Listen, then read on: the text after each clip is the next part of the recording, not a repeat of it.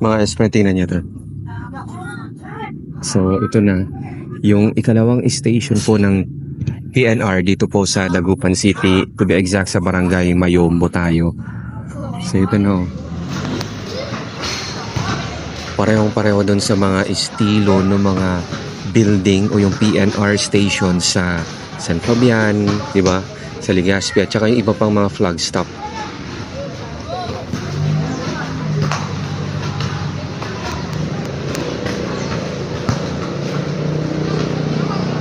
Then, ito ata yung sa ticket nila eh. Yan, ngayon, may nakatira na.